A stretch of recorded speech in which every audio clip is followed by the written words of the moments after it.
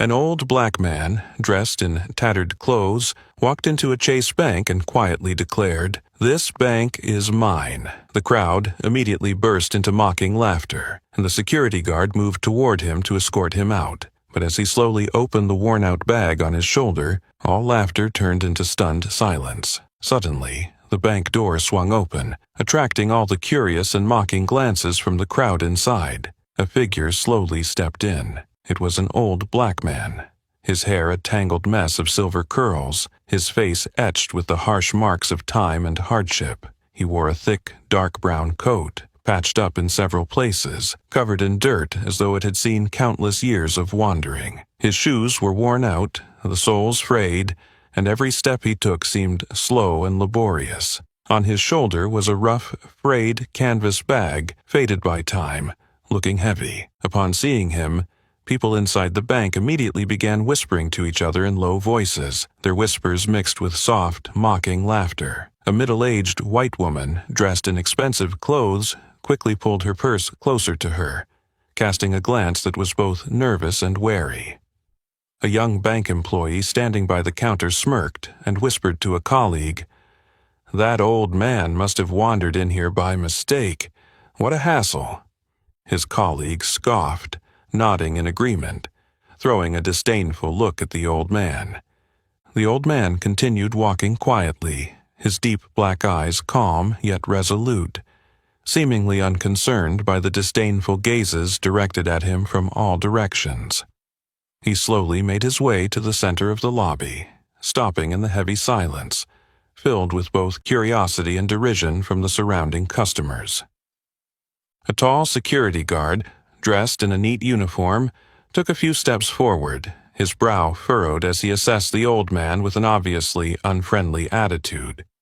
This was Stephen Miller, a burly white man known for his aggressive and impatient demeanor. He shook his head slightly, his hand resting on the holster of his gun, eyes full of disdain. The atmosphere seemed to freeze in a mix of curiosity and tension, as the old man slowly stood up straight in the bustling lobby, slowly raising his eyes to scan the faces that were directed toward him. Then, in a quiet but clear voice, he broke the suffocating silence in the bank. "This bank is mine." His words, soft yet determined, caused the entire lobby to fall into a stunned silence before a chorus of mocking laughter erupted, echoing mockingly throughout every corner. It seemed that Elijah Kirby, the old black man, had expected this reaction. He stood there unwavering, his gaze firm and strong, an enigmatic figure in the heart of Chase Bank, a place that seemed like it would never belong to him. But his appearance and declaration, though seemingly a joke, were about to stir up a storm greater than anyone could ever imagine. Elijah stood in the center of the lobby and spoke clearly. "This bank is mine."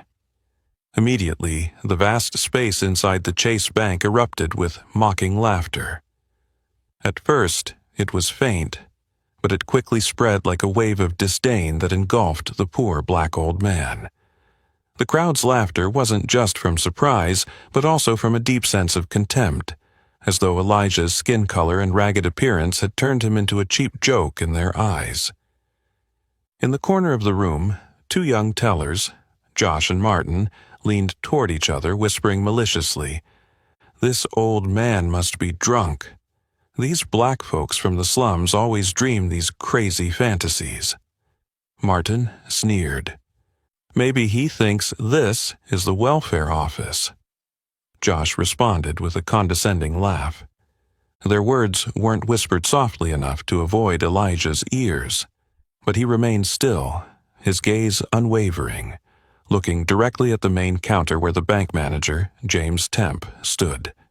Temp was a man in his 40s, with neatly combed blonde hair, a typical face of a well-educated white man from Rockview, with cold, light blue eyes always showing a hint of cautiousness and a touch of arrogance. Noticing the situation was drawing unnecessary attention, Temp quickly signaled for the security guard, Stephen Miller, to step forward. Stephen approached Elijah with an unmistakable sneer on his face. He gestured toward the front door and spoke in a patronizing tone. "Hey, old man, this isn't a place for you to wander in and cause trouble. You'd better leave before I have to get physical," Stephen said firmly, each word carrying a threatening tone, his hand resting on his gun holster. Elijah slowly turned to look at Stephen, his gaze unflinching. There was no sign of fear on his weathered face, only an odd sense of calmness that made Stephen hesitate for a few seconds. "I'm not here to cause trouble," Elijah said slowly, his voice still clear and steady, enough to echo throughout the space. "I'm here to take back what's mine, something this bank took from me over half a century ago." His strong and unwavering words once again silenced the entire lobby. James Temp, who had initially dismissed this as a small disturbance, now felt an unusual sense of unease. He stepped out from behind the counter and approached Elijah, his demeanor polite but cold, his eyes filled with doubt and impatience. "Sir, I'm not sure what you think, but you're mistaken. This bank has been here for decades, owned by the Matthews family since my grandfather's time. Perhaps you're confusing something," Temp said clearly, trying to maintain a professional calm, but failing to hide a fleeting look of contempt in his eyes. "I'm not mistaken," Elijah replied firmly, slowly placing his old canvas bag down on the floor, as if it contained a secret that was about to turn everything upside down. "I will show you, right here, right now." A few customers started to step back, exchanging glances filled with confusion and curiosity. The white customers, accustomed to the stable, wealthy life of Rockview, seemed inconvenienced by an old, poor black man disrupting their peaceful afternoon. Meanwhile, Stephen, growing increasingly impatient, stepped closer to Elijah and said sharply, "I'm warning you one last time, old man. Either you leave, or I'll call the police. Don't make this worse." Elijah didn't respond immediately. He simply bent down slowly and began to open the old canvas bag.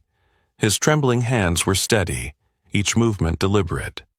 Everyone held their breath, watching the old man's strange actions. Even Stephen paused for a beat, his hand on his gun holster slightly loosening, a mix of suspicion and curiosity written on his tense face. "Everything I need to say is in here," Elijah said softly but confidently, then slowly opened the bag, revealing what it had been concealing. The moment the bag opened, the entire lobby of Chase Bank fell into absolute silence, as those who witnessed the moment widened their eyes in shock. What Elijah had just revealed wasn't merely the nonsensical ramblings of an old, poor man. It was a truth so explosive it could potentially upend everything they thought they knew about this place. The moment the bag was opened, before anyone could see what was inside, Stephen Miller, the tall white security guard with a scowl, stepped forward with a distinctly aggressive demeanor. Without hesitation, he stamped his heel loudly on the marble floor, the sound intentionally breaking the silence that had spread throughout the lobby.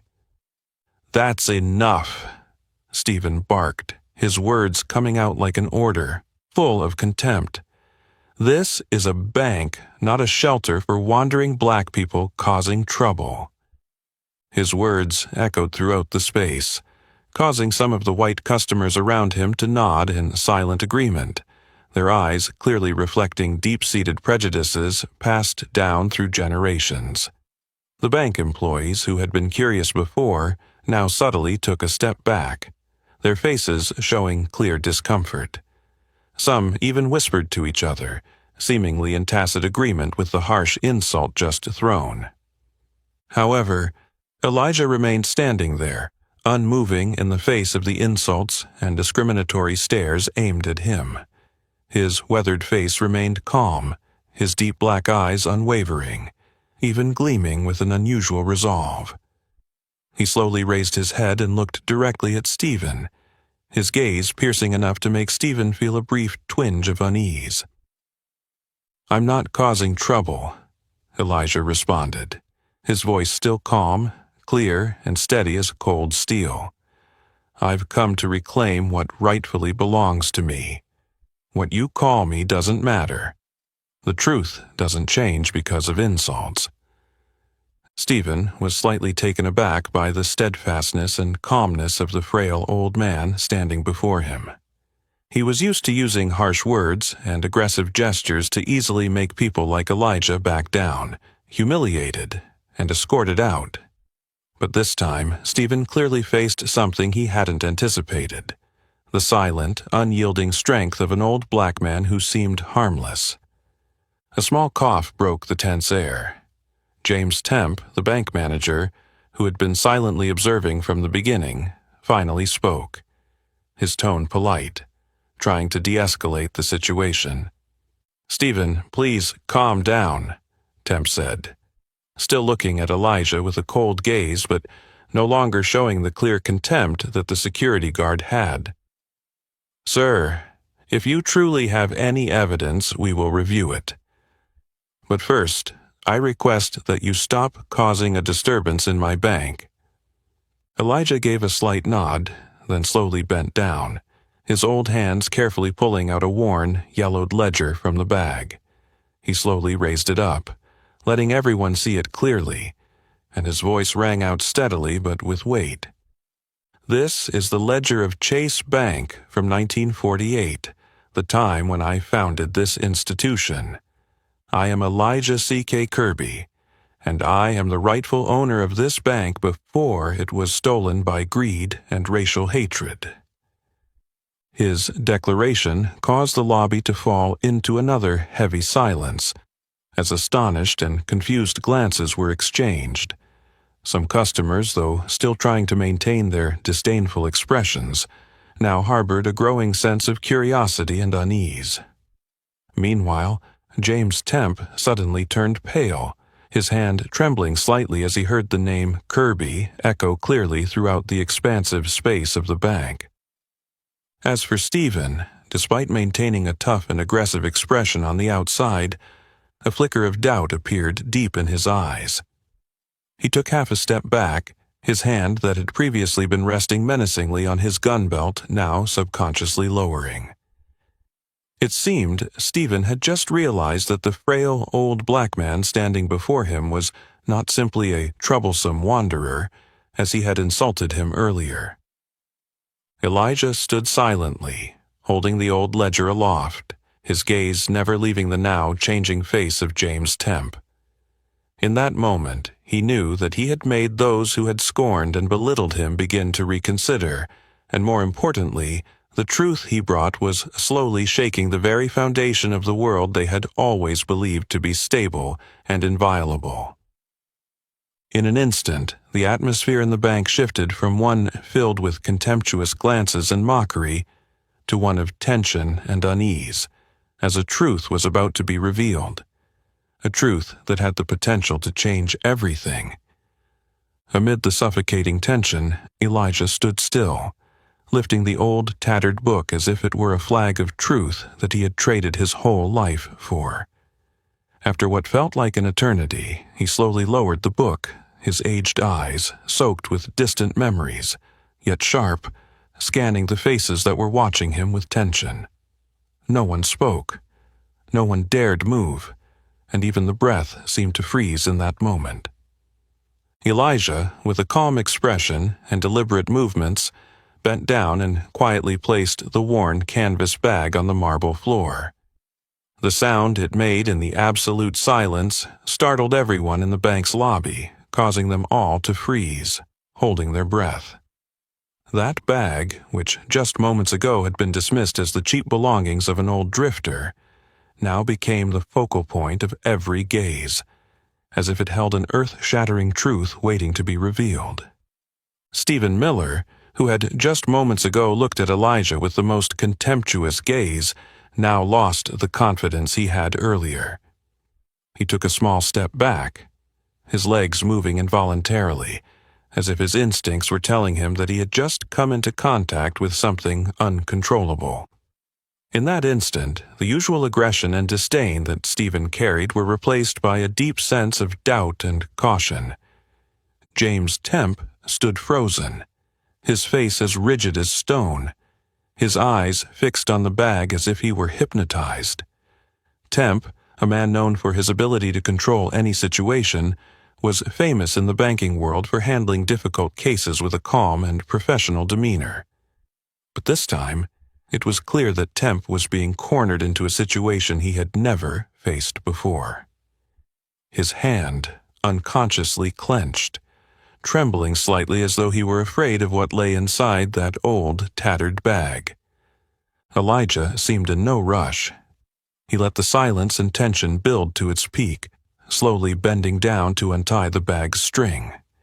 His gnarled, wrinkled hands, worn by years of hardship, moved with a steadiness and determination that no one could deny. As soon as the last knot was undone, Elijah slowly opened the mouth of the bag, letting its contents slowly emerge into the light of the bank's lobby. Everyone present leaned in subconsciously, curious to see what awaited them. And then stacks of old, faded money slowly became visible, one bundle at a time, rolling gently out onto the cold marble floor, scattered in disarray. Each bundle clearly bore the old logo of Chase Bank, a symbol that had not been used for over half a century. The bills were yellowed, the edges worn, as though they had just been pulled from a long-forgotten storage vault, something even the most senior bank employees had never seen before. An invisible chill seemed to run down the spines of everyone in the lobby. Stephen's eyes widened in shock, trying to mask the confusion that was clearly rising on his face. He cast a doubtful look at James Temp, as if silently begging for an explanation, but Temp, too, looked just as startled, his face visibly pale as he stared at the ancient bundles of money.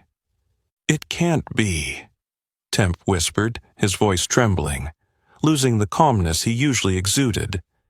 How do you have this money?" Elijah didn't respond immediately. Instead, he carefully picked up one of the bundles, his aged, slender hand gently caressing the faded paper, as though holding a precious but painful piece of memory. His eyes briefly flashed with emotion, as if, for a moment, he was traveling back in time to the earliest days when he founded Chase Bank, when he laid each brick to build it, filled with dreams and hope. In 1948, he spoke slowly, his voice quiet but clear enough for everyone to hear, "I founded this bank with my own hands and sweat. Every dollar, every brick beneath your feet carries my mark. But then, just because I'm black, you believed the lies and drove me out of here." Elijah's words rang out, clear, strong, filled with emotion and conviction. In the lobby, the curious gazes began to shift from awe to unease and confusion. Many began to feel ashamed as they realized the harsh truth that the old man had just revealed, though some stubbornly refused to believe his story. Stephen tried to regain his composure and stepped forward a little, his voice more cautious now, but still full of doubt. "How do we know this isn't some kind of scam, old man? Someone like you. Where could you get this?"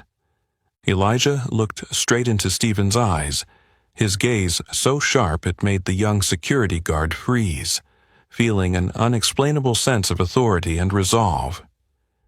"Because I am Elijah C.K. Kirby, the man this very bank stole his identity, his assets, and his life from." He paused for a moment, looking around the vast room, then continued, "And now, I'm here to take it all back." His words echoed through the lobby, leaving everyone stunned, as they began to realize that they were witnessing the beginning of a storm that would change everything they ever knew about Chase Bank, a truth that could no longer be buried. As Elijah's voice faded, the vast space inside Chase Bank seemed to thicken, each echo of his declaration still hanging in the air, heavy with tension.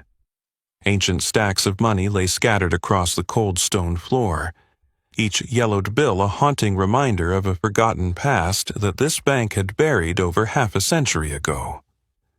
All eyes were fixed on the old man, a mix of astonishment and skepticism in their gaze. The bank manager, James Temp, had gone pale. Though he was always confident in his ability to handle any situation, this was clearly something beyond his imagination. Confronted with these old, yet undeniable pieces of evidence, he felt the once solid foundation of power beneath him beginning to shake. Temp quickly stepped forward, bent down, and picked up a bundle of old, faded bills. He stared at the worn logo imprinted on the crinkled paper, then turned to Elijah with an expression of both surprise and irritation. "You say you are Elijah C.K. Kirby, the original founder of Chase Bank in 1948? Temp tried to maintain a calm tone, but the tremor in his voice revealed his unease. "Yes," Elijah replied briefly but firmly, his gaze old yet sharp, cutting through every doubt.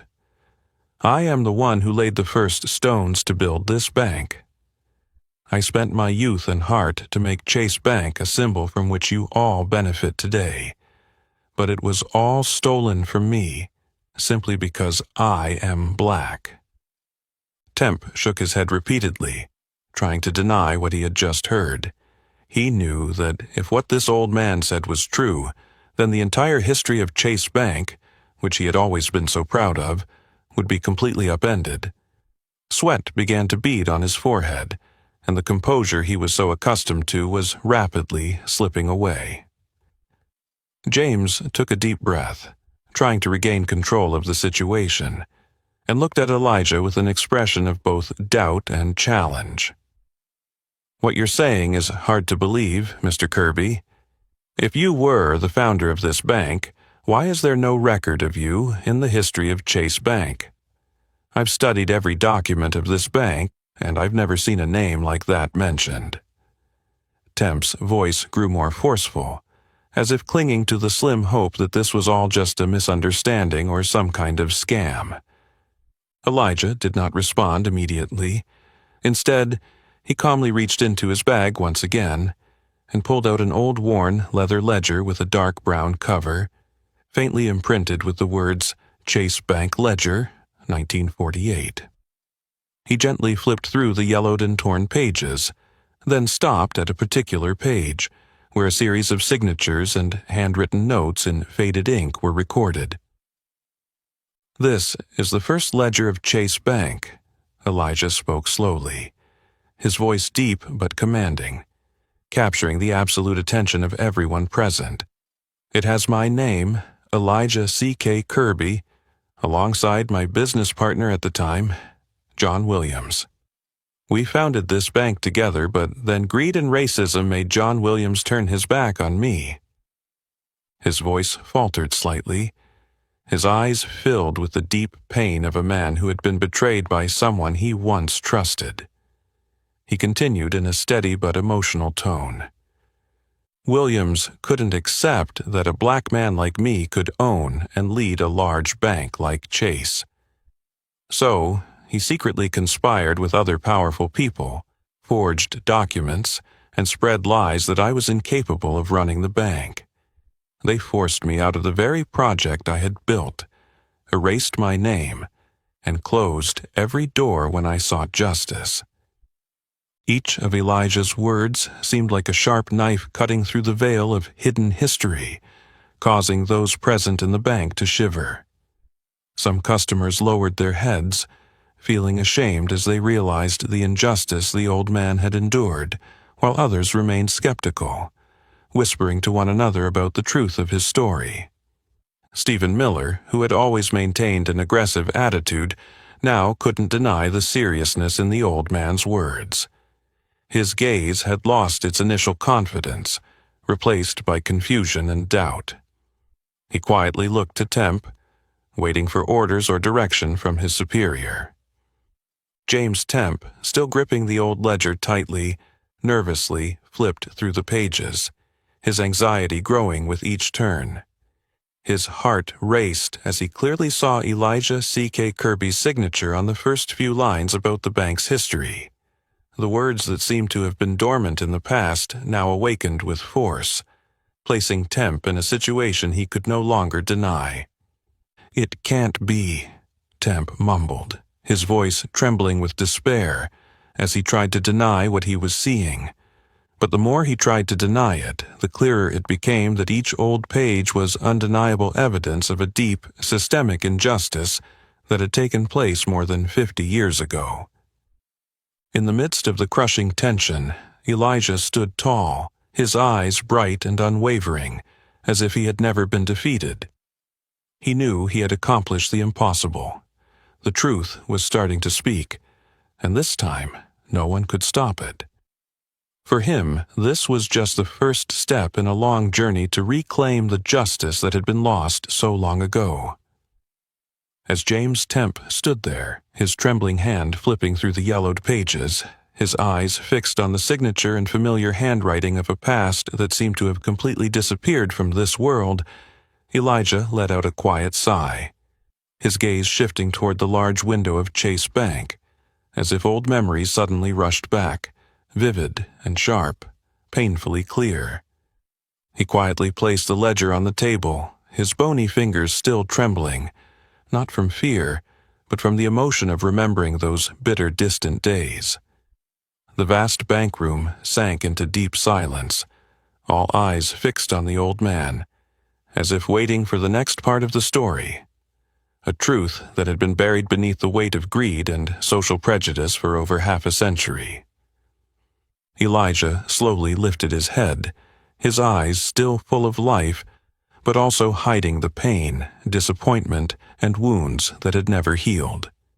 He spoke, his voice gentle but resonant, carrying the deep sorrow of a life once betrayed. In 1948, John Williams and I started building this bank from nothing. Back then, society still had many barriers for black people like me. But that didn't discourage me. I poured my heart, my youth, and my dreams into every brick, every stone that made up this bank, hoping Chase Bank would become a symbol of fairness and prosperity.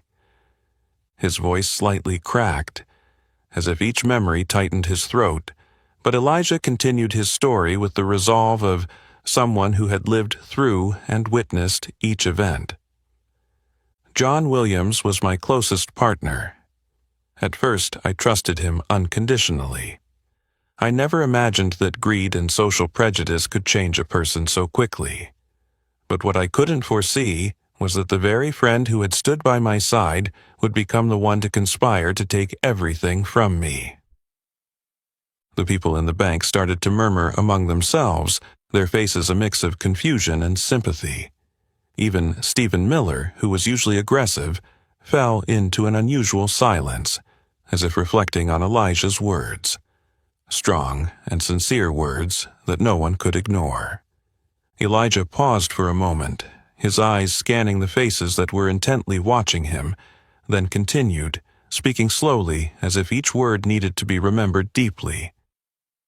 "One day, I will never forget. John secretly colluded with a group of powerful white shareholders, convincing them that a black man couldn't run a bank effectively. He used the most despicable reasons, leveraging my skin color to build a lie, claiming that I wasn't competent and that my presence would harm the bank's reputation." He took a deep breath, trying to remain calm before continuing. "They quickly united and ousted me from the board using shady legal tactics. I tried to seek justice. I took all the evidence to court, pleading from one courtroom to the next, from one lawyer to another. But at that time, people like me, people of color, never had a voice in that biased society." By now, Elijah's voice quivered, his eyes filled with unshed tears that didn't fall. It seemed as though he was reliving the most painful days of his life, when every door to justice slammed shut before him simply because of his skin color, even though he held all the undeniable evidence of the truth. I went everywhere, from local governments to higher courts, presenting the irrefutable evidence again and again, but all I received in return was indifference, coldness, or even contempt. One judge even coldly looked at me and said, "You should know your place." How could a black man ever run a bank? The customers standing in the bank became still with emotion and confusion. A few lowered their heads in shame, realizing that the history they were witnessing was indeed cruel beyond belief. James Temp seemed frozen in place, his face now completely losing the arrogance it once held. It was as if he was finally seeing the grave injustice of the past that he had unknowingly inherited. Elijah took another deep breath, trying to keep his composure, his eyes brimming with emotion. But his voice grew sharper, stronger than ever as he continued. In the end, I was left with nothing. Not only did I lose the bank I had dedicated my life to building, but I also lost my dignity and career. They wiped my name from every record, erasing me from existence, as if I had never been here.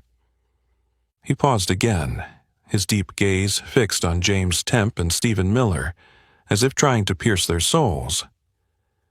And now I've returned, not for revenge, but to force you to face the truth. You must understand that every brick, every dollar, every breath of this bank came from my sacrifice and loss. Elijah's words reverberated powerfully in the thick silence.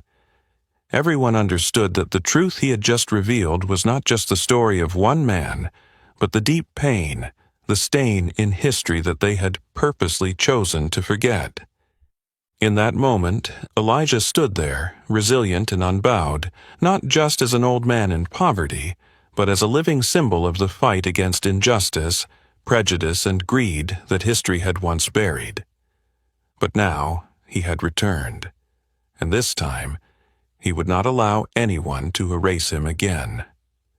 The atmosphere inside Chase Bank remained heavy with silence after Elijah finished recounting his painful story. The eyes of the crowd silently followed every small movement of the old man, with expressions of shock and a sense of shame as they realized they were witnessing a long-hidden, brutal past. It felt as though the air itself had become stagnant, waiting for something greater to emerge. In that tense moment, Elijah slowly bent down to his old canvas bag once again, his movements deliberate and steady, as if he wanted everyone in the room to fully witness the truth he was about to reveal. His eyes were calm yet resolute, carrying the confidence of a man who had waited over half a century to prove his innocence. From the bag, Elijah pulled out a stack of yellowed papers, carefully wrapped in oilskin, preserved like a precious artifact for decades. He stood up straight and carefully opened the oilskin, his aged fingers gently turning each page. All eyes in the room were immediately focused on him with a mix of curiosity and tension, waiting to see what this old man would reveal that might leave them in shock. These are the original legal documents, never before disclosed, Elijah said, his voice clear yet calm. These papers prove that I never signed any document transferring ownership of this bank to anyone, especially not to the Matthews family. The name Matthews immediately caused the room to tense up to the point that a few people standing nearby could be heard breathing heavily. Matthews was not a name unfamiliar to Chase Bank, as the Matthews family was one of the wealthiest and most powerful in Rockview. They had run the bank for generations, and no one had ever questioned the legitimacy of their ownership.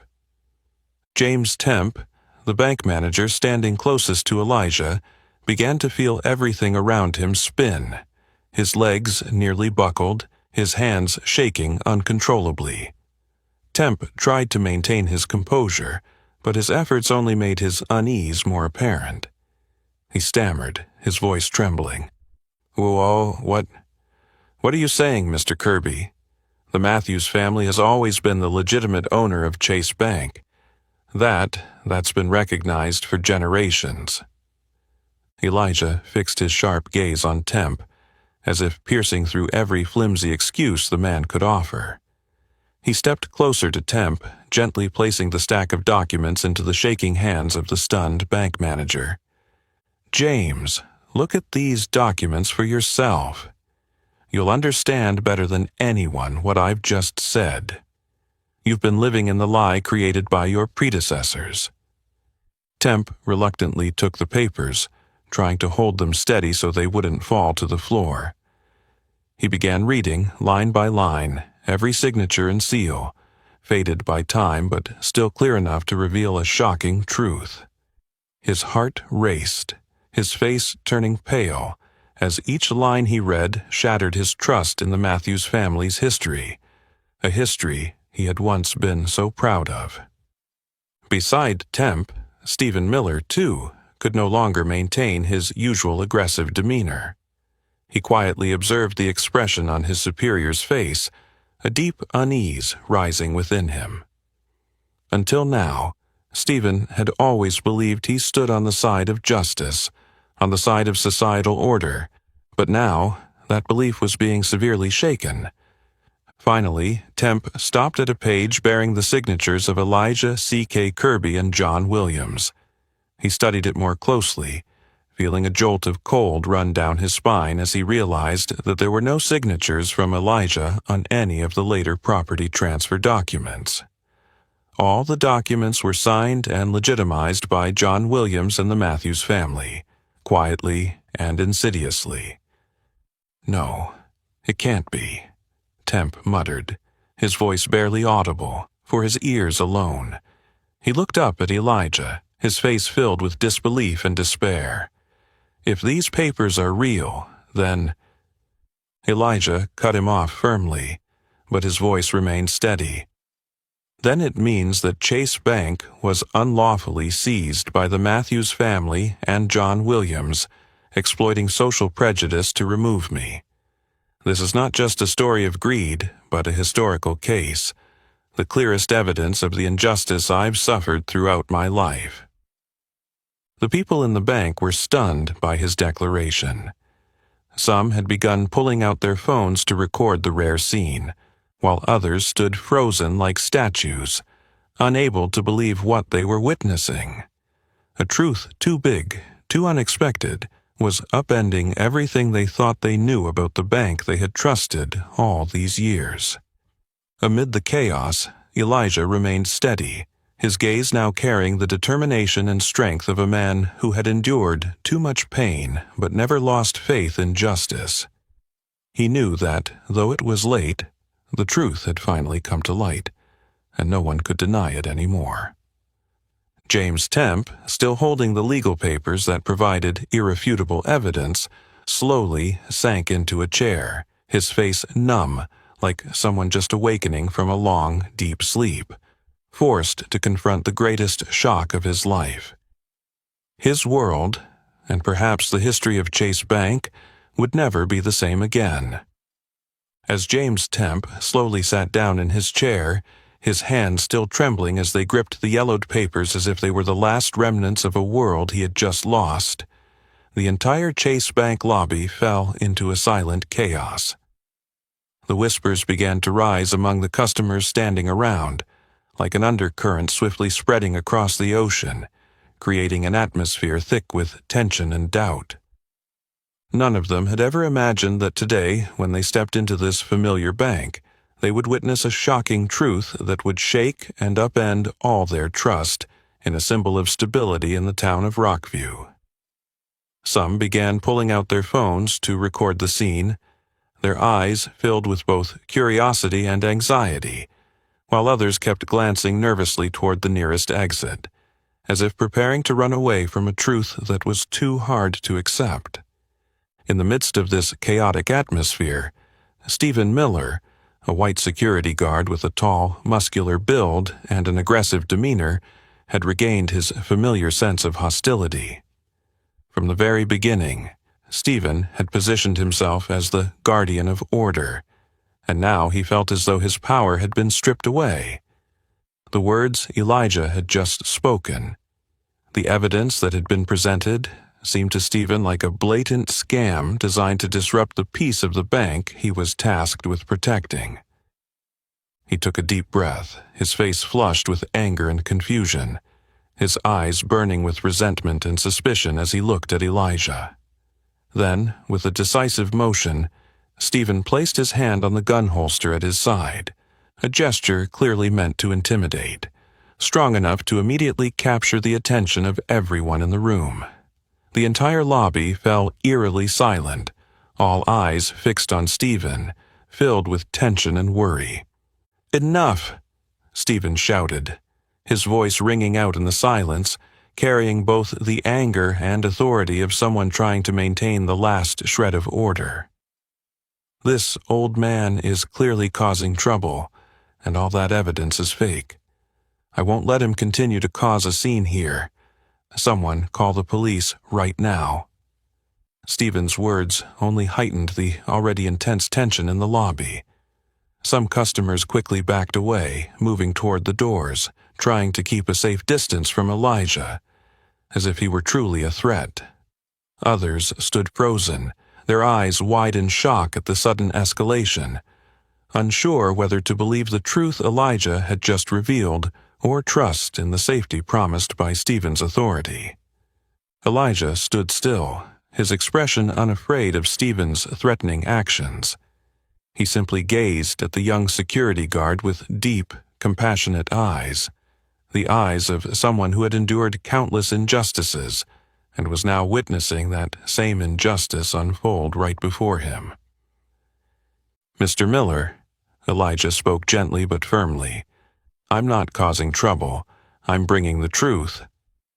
Do you think it's right to hide a crime for over 50 years? Stephen faltered for a moment, but quickly masked it by gripping the gun holster even tighter, his impatience and unease becoming more apparent. He glanced around the lobby as if seeking support from the customers, but all he saw were confused, evasive, and skeptical looks being cast back at him. This only made Stephen more angry and unsettled.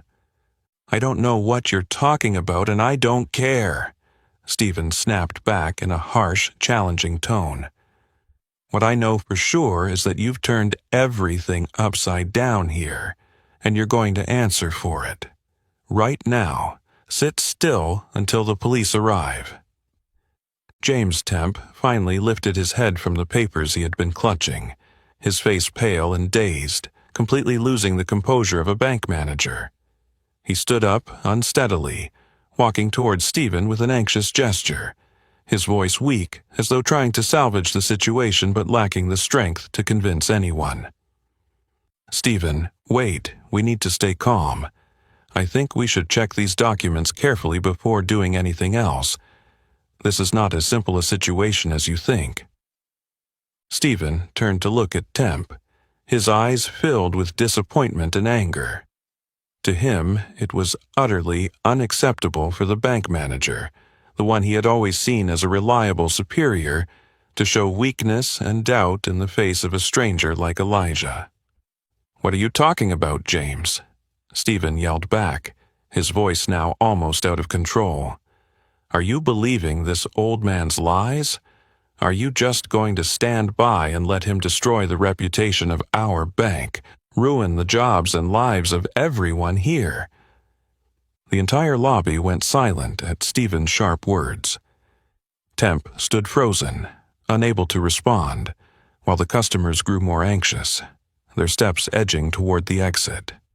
Elijah remained still, calm but resolute, his gaze once again fixed on Stephen, as if challenging him that this time the truth would not be obscured by guns or power.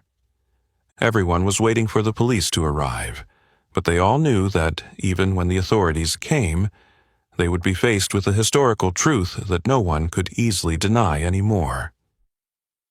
When Stephen Miller's tense threat ended, James Temp remained motionless in the vast Chase Bank lobby.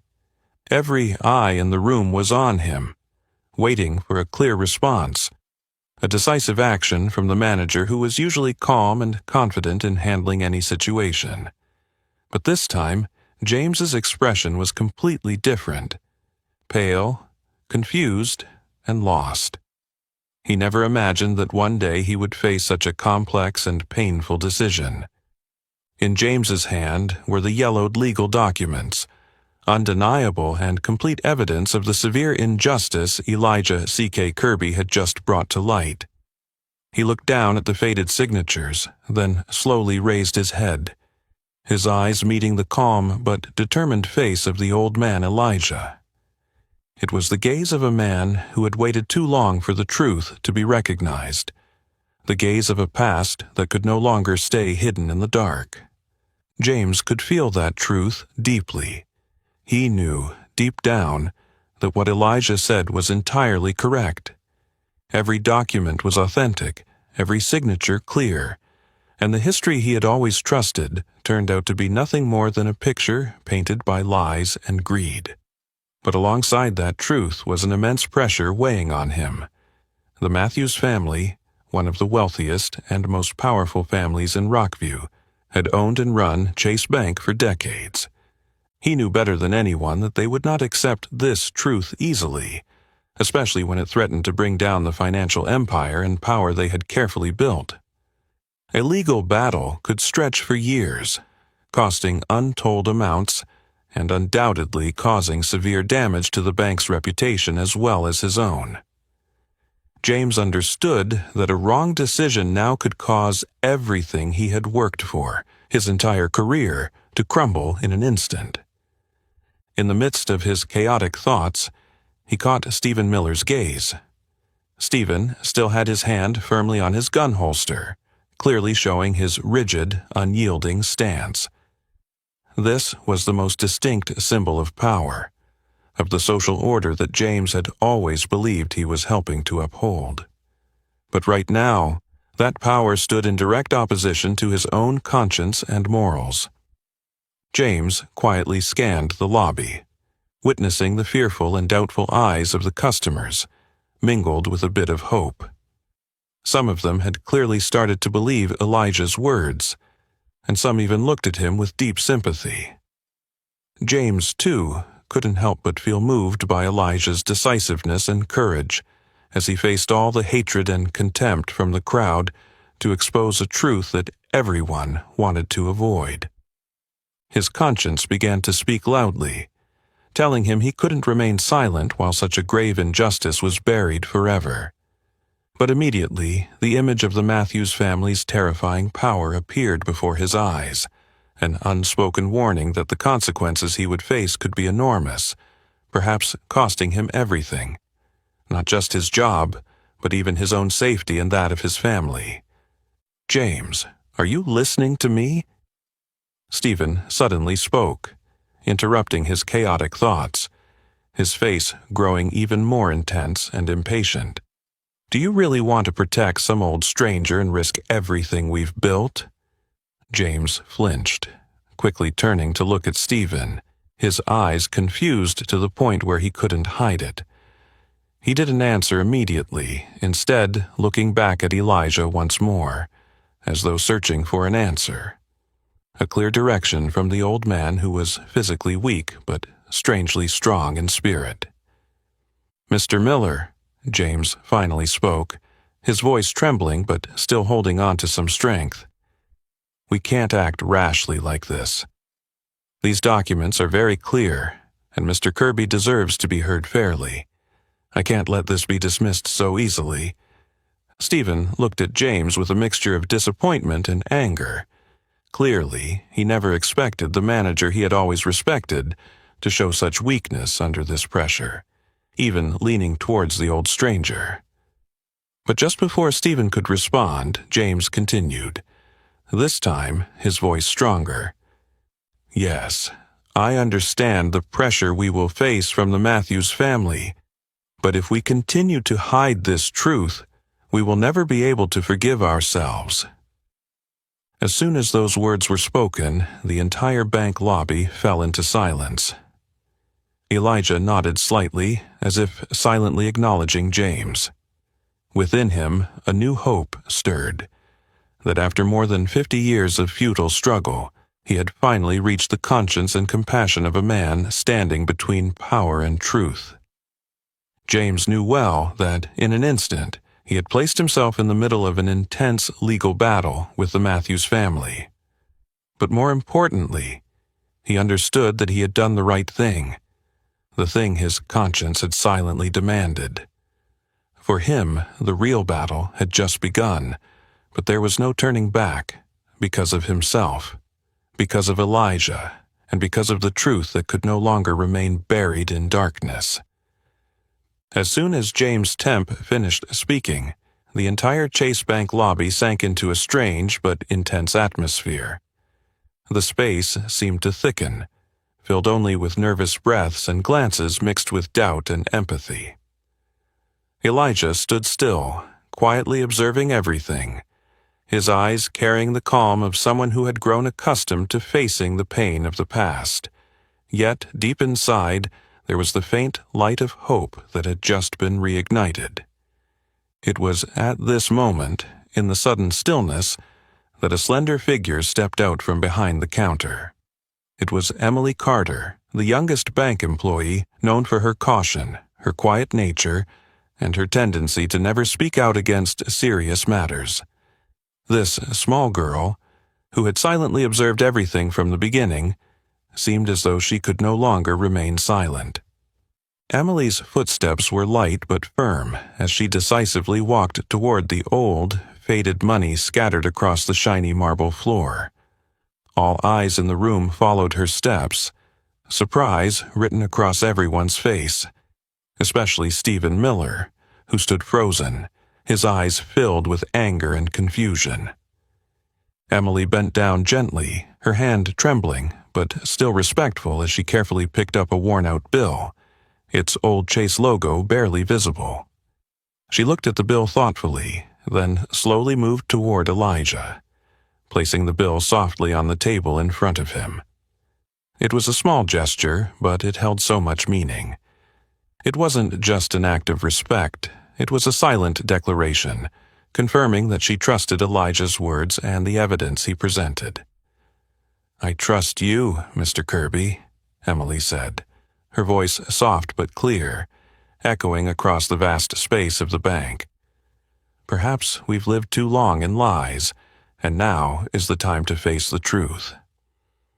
As soon as Emily finished speaking, everyone in the bank stood frozen, as though they had just witnessed something of great importance. Stephen Miller's eyes widened, filled with shock and fury, as if he couldn't believe his ears. To him, Emily's act felt like a blatant betrayal, a slap to the face of the authority he had always trusted and defended. But Emily did not stop there. She turned to face her colleagues, her eyes full of determination and encouragement, as if calling them to step out of the cowardly silence, to break free from the chains of fear and power that had kept them trapped. Only seconds later, another young employee, Josh, who had previously looked down on Elijah, suddenly stepped forward, picking up another bill and gently placing it next to Emily's on the table. His action was quiet but powerful, like the most sincere apology he could offer at that moment. His eyes met Elijah's with a mixture of embarrassment and regret. I trust you too, Mr. Kirby. I'm sorry for the disrespect earlier." Josh spoke softly, his face red with embarrassment, but his eyes were sincere, filled with courage. After Josh, one by one, each employee in the bank, who had either remained silent or secretly supported Stephen's attitude, stepped forward. Each person bent down, picking up an old bill, and respectfully placed it on the table in front of Elijah. No words were spoken, but each small act created a powerful wave, clearly showing their agreement and respect for the elderly man who had been forgotten by history and unjustly treated. Elijah stood there, his eyes briefly showing deep emotion. For more than 50 years, he had fought alone in despair, continuously seeking justice that society and those in power had always denied him. But today, in this moment, he could feel more clearly than ever that he was no longer alone. These young people, though small in the face of the great power of authority and prejudice, had chosen to stand with him, with the truth he had spent his life fighting for. Standing in the corner of the room, Stephen Miller seemed stunned by the sudden and powerful shift in his colleague's behavior. He gritted his teeth, his hand resting on his gun holster, trembling as if trying to control the anger and confusion rising inside him. For Stephen, the actions just taken were not just a personal betrayal. They were a blow to the belief in social order he had worked so hard to maintain. James Temp, still standing by the counter, silently observed every development with a heart beating wildly with emotion. He too was surprised by Emily's and the other young bank employees' brave actions, something he had never expected. Now, he understood more than ever that the battle he had chosen was not going to be easy, but at this moment, he knew he was not alone in his journey to seek justice for Elijah. In the atmosphere of the bank, it felt as though a quiet revolution was taking place, one person at a time, each choosing to stand with Elijah, directly challenging the terrifying power and societal prejudice that had endured for more than half a century. And this revolution was beginning to write an entirely new chapter in the history of Chase Bank, a chapter built not on lies, but on truth, justice, and courage. The sudden wave of reactions from the bank staff quickly spread, creating an invisible pressure that made the atmosphere in the Chase Bank lobby more stifling than ever. Stephen Miller stood still for a moment, almost unable to believe his eyes. He felt as if the entire world he had once trusted was turning its back on him. His hand tightened around his gun holster, his fingers turning pale as he tried to contain the rising storm of anger within him. In his eyes now was a mix of fury and unease, for Stephen understood that things were slipping further and further out of control. The sense of power and authority that he had always believed he represented now seemed to be dissolving piece by piece before him. To Stephen, this was no longer just about the bank or ownership. It was a battle to protect the invisible power that had nourished his pride and confidence for so many years. "Are you all insane?" Stephen suddenly shouted, his voice sharp and echoing through the large room, causing everyone to jump and look at him in fear. His gaze swept over each person, as if forcing them to face him, to face the fear and anger bubbling inside him. Elijah, still standing firm amidst the emotional storm swirling around him, slowly turned his calm and resolute gaze toward Stephen. He knew that at this moment, any unrestrained word or action could lead to severe consequences. Yet, he showed no sign of wavering. In his eyes now was not only determination, but also the composure of someone who had weathered countless storms in life. "Mr. Miller," Elijah spoke slowly, his voice clear and resonant, loud enough for everyone in the room to hear. "You don't need to do this. I'm not here to cause trouble or harm anyone. I just want the truth to come to light, justice to be returned to me, and to all those who have been treated unfairly like I was." But Elijah's sincere and calm words did nothing to calm Stephen. On the contrary, they only made him angrier. Stephen saw it as a provocation, a direct challenge to the power he was trying to maintain. Without another thought, Stephen suddenly drew his gun from the holster, his movement decisive yet filled with urgency, the gun half drawn as a clear threat. "I told you, old man, get out of here right now," Stephen shouted, his voice cracking with anger and tension. His hand trembled, but the gun was still aimed directly at Elijah, creating a terrifying image in the silent, tense atmosphere. Immediately, the entire room fell into a quiet panic. Everyone in the lobby held their breath, their eyes fixed on the trembling gun in Stephen's hand. Some customers began to move subtly toward the exit, trying to distance themselves from the danger, but no one dared to speak or make the slightest sound, for they all understood that even the smallest careless action could cause the situation to spiral out of control. James Temp stood right next to Elijah, his heart pounding, a storm of fear and responsibility rising within him. He knew he had to do something to stop the potential disaster unfolding before him. But James also knew that Stephen, in his current state, was unlikely to listen to anyone, and one wrong move from him could make everything much worse. "Stephen, calm down." James finally spoke up, his voice shaking, but trying to sound as firm and decisive as he could. He took a small step forward toward Stephen, his hand extended as if to ease the rising tension. "Put the gun down. This doesn't need to go any further. I understand how you're feeling, but trust me, this isn't the way to resolve it." But Stephen seemed not to hear James's words anymore. His eyes were full of panic and fury, his hand gripping the gun as if it were the last shred of power he had left. Stephen felt himself losing control, and that very loss of control made him more dangerous than ever. "No, James. You're the ones who need to stop," Stephen shouted, his voice harsh, almost breaking. "You're destroying everything we've built over decades, all because of the words of some old man we don't even know. I will not let that happen." At that moment, everyone in the bank lobby understood clearly that they were standing on the brink of a real disaster. The atmosphere had become so oppressive that it was hard to breathe, every second stretching into what felt like a century. Elijah still stood there, his gaze calm but firm, facing Stephen directly as if he were accepting whatever might happen. Meanwhile, James Temp felt heavier than ever. He stood between two opposing forces, on one side, conscience and justice, on the other, power and personal safety. And right now, in that taut, fragile moment, James understood more than ever that his next decision wouldn't just determine the fates of Elijah or Stephen, but would also define his own life and conscience.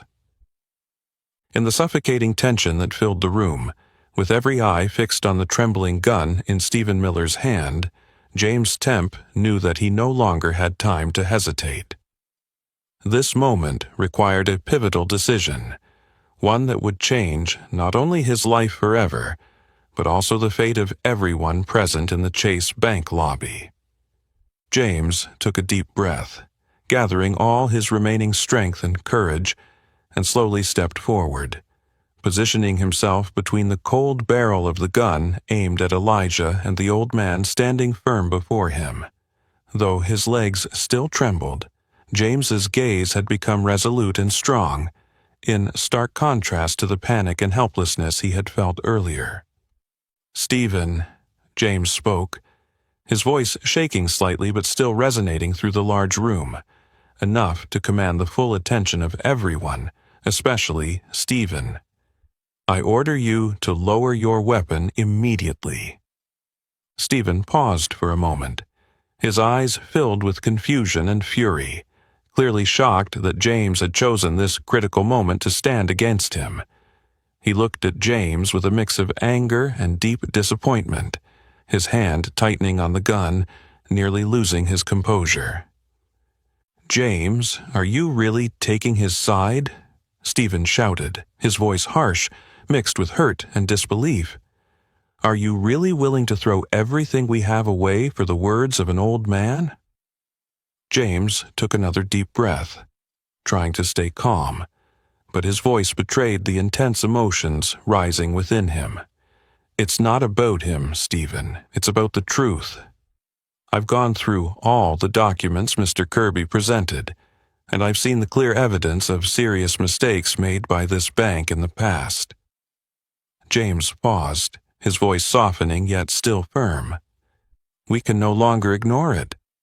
If we want a real future for this bank, the first thing we must do is face our history, no matter how painful it might be." His words reverberated powerfully through the room, silencing it once more. The bank employees, including Emily Carter, Josh, and the others, all turned their hopeful gazes toward James, realizing that they now had a true leader, one who was willing to stand up for justice and truth, even if it meant losing everything.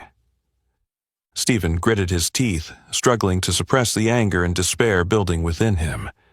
His hand, holding the gun, began to tremble noticeably, as if he were battling with himself, torn between the pride and power he had always believed in, and the truth that James had just brought to light.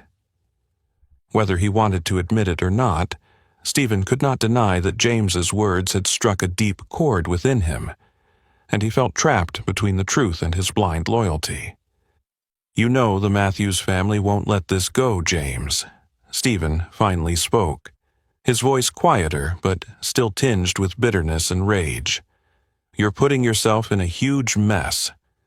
Do you even understand the consequences you're about to face?" James looked Stephen straight in the eye, his voice no longer trembling, but calm and resolute to an astonishing degree. "I understand better than anyone, Stephen. But if I continue to conceal this truth, I will lose more than my career or money. I will lose myself." He paused for a moment, letting his words sink deeply into the minds of those around him. "This is our one chance to fix the mistakes of the past. No matter how powerful the Matthews family is, they can't bury the truth forever." Stephen slowly lowered his gun, reluctantly but clearly convinced by James's sincere and powerful words. His hand shook as he returned the gun to its holster, though his eyes still burned with anger, the tension in the room easing significantly. "You'll regret this decision, James," Stephen muttered, his voice low with disappointment and hurt, then took a step back, like a reluctant surrender to the power of the truth that had just been revealed. In the large room, Elijah remained silent, his gaze quietly observing everything that had just unfolded. A subtle, profound smile appeared on his face, a smile of gratitude and hope. Hope that after more than half a century of fighting alone, he now had people who were ready to stand by him to defend justice and righteousness. James turned back to look at Elijah, their eyes meeting in a moment of profound understanding.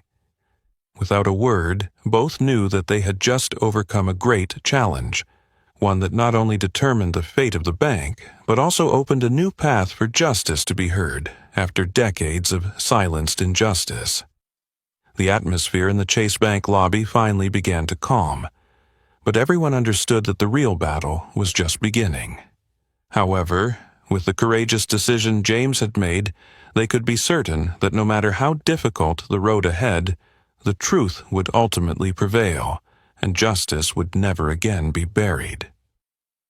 As the atmosphere in the Chase Bank lobby gradually settled, everyone's gaze shifted toward Elijah Kirby, the elderly man who, after years of being denied, had finally found the recognition he so rightly deserved.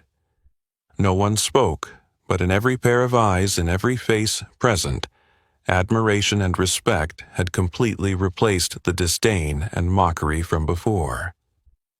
Elijah stood still for a moment, slowly surveying the room, his eyes scanning both familiar and unfamiliar faces, as though he were trying to etch this precious moment into the very depths of his soul.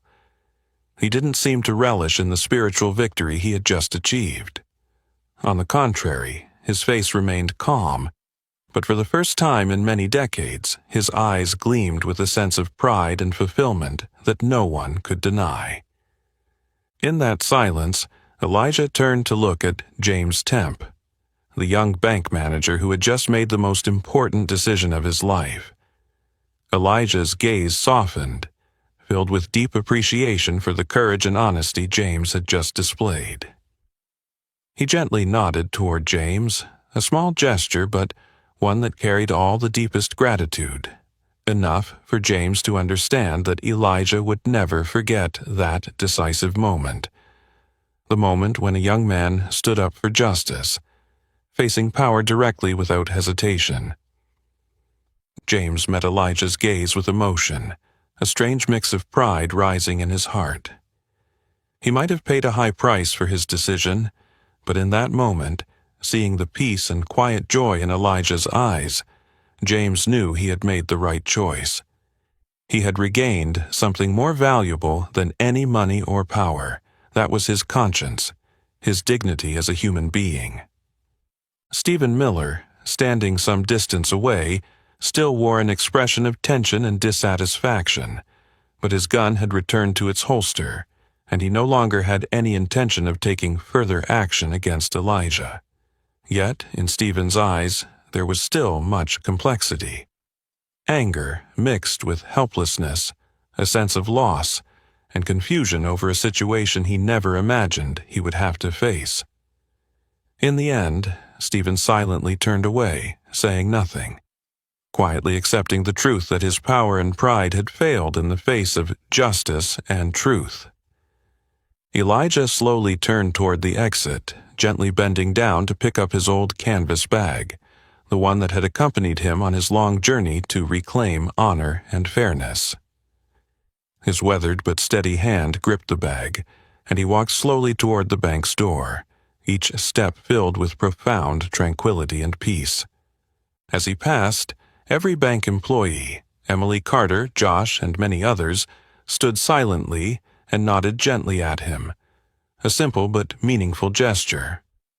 Those nods were the sincerest apologies, a clear symbol of the deep respect they had for him, a man who had bravely fought and overcome the solid walls of injustice and prejudice. Some customers near the door automatically stepped aside, creating a path for the old man to walk through. No one said a word, but in every glance they cast upon him, sincere respect shone through, a universal acknowledgement that Elijah Kirby had won, a victory not with money or power, but the spiritual triumph of a man who refused to surrender to injustice. Before stepping through the large door, Elijah paused for a moment, turning back to look at the bank lobby one last time. In that moment, a strange feeling welled up in his heart. Happiness mixed with a hint of regret for the long, painful years that had passed. Elijah understood that, although he had won today, the price he had paid for this victory was a lifetime lived in obscurity, pain, and injustice. However, now, all that suffering seemed worthwhile, for he could finally look the world in the eye and know that he was no longer invisible. "Thank you all," Elijah spoke, his voice gentle yet resonating like a warm farewell. "Thank you for giving me the opportunity to speak the truth. Thank you for listening." No one responded, but all of them bowed their heads slightly as a silent consensus of acknowledgement that he deserved their most sincere thanks. With a gentle, contented smile on his lips, Elijah stepped through the door, letting the late afternoon sunlight outside shine softly on his weathered yet proud face. Inside, his heart was filled with a perfect peace, for at last, after more than half a century of fighting alone in despair, the truth had spoken, and justice, though late, had returned to him. The bank door closed softly behind Elijah, but everyone inside knew that today's story would not end so easily. A new chapter in Chase Bank's history had just begun, and it would be a chapter built on the firm foundation of truth, courage, and justice that Elijah Kirby had spent his life protecting. Elijah walked slowly down the familiar street, his heart as light as it had ever felt. Though he knew that many challenges still awaited him ahead, today he had won, and that was enough for him to continue walking toward a future where he could now hold his head high, proud that his life had finally been recognized fairly and justly. Right after the Chase Bank doors closed behind Elijah Kirby, a silence lingered over the vast lobby, but the atmosphere had completely changed. No longer was there the suffocating tension or the overwhelming fear. Instead, a strange sense of solemnity and relief filled the air, as though everyone had just woken up from a long, painful dream. James Temp remained still in his position, his eyes fixed on the now closed doors through which Elijah had just left with pride and tranquility. In his mind, only one thought echoed loudly, stronger and clearer than ever. He would never let this truth be forgotten again. He knew well that the road ahead wouldn't be easy. The Matthews family, those who had held ultimate power at Chase Bank for decades, would certainly not easily admit their past mistakes, especially when those truths could destroy the financial empire and reputation they had carefully built. But James had made a decision, and once that decision was made, he knew there would be no turning back. "Everyone," James finally turned, his voice clear, strong, and resolute, immediately drawing the attention of all the bank employees standing around. "Today is the most important day in the history of Chase Bank. We have just witnessed a painful truth being exposed, a truth that this bank has hidden for over half a century, but that does not mean we will continue to live in lies any longer." He paused briefly, looking around the room again, feeling the silent support in the eyes of Emily Carter, Josh, and many others, all of whom were looking at him with trust and great expectation. Then he continued, "I have decided to bring all of this before the board of directors and the bank's executive committee. I know this means I'm risking my entire career, but I would rather sacrifice everything than continue living and working in an institution that has built its reputation on injustice and lies." James's words resonated powerfully in the hearts of everyone present, creating a silent but strong wave of agreement. Emily Carter took a small step forward, her voice soft but filled with determination and sincerity. "You're not alone, James. We will stand with you, no matter what happens. This bank needs to change, and we will be the ones to start that change." The room was filled with quiet words of agreement from others. Josh nodded firmly, and several older employees began showing their support with looks of resolve and confidence. They all understood clearly that they were standing on the threshold of the most difficult legal battle in the bank's history, but it was the unity and belief in justice that would drive them to overcome any challenges ahead. In a distant corner of the lobby, Stephen Miller still stood there, but his gaze was no longer one of anger. Instead, there was a thoughtful silence, a complex expression as though he was beginning to realize that the fight he had once thought was about maintaining order and safety was in fact a fight to protect lies and injustice. Stephen didn't speak further, but deep down, he may have started to understand that he could never win if he continued to go against the flow of truth. The very next day, James Temp walked into the Chase Bank executive meeting room, carrying all the legal documents, ancient banknotes, and the original ledger of the bank, items that had been hidden and denied for decades. Standing before the entire leadership, the powerful and proud members of the Matthews family, James courageously revealed the entire truth, facing their sharp and angry gazes without flinching. The response from the executive board was exactly as James had predicted, filled with anger, denial, and veiled threats. But this time, James didn't back down. He knew he was fully prepared for this battle, a battle not only to defend Elijah Kirby but to save the soul and honor of Chase Bank. In a short time, Elijah's story and Chase Bank's secrets quickly spread throughout the town of Rockview, sparking an unprecedented wave of public opinion. The press began to investigate, bringing to light a series of past wrongdoings that the bank and the Matthews family had tried to conceal. The inevitable legal battle began, capturing the community's deep attention, and making Elijah Kirby a living symbol of the fight for justice and truth in the local area. Though the road ahead would be full of challenges, James and the other bank employees were ready to fight.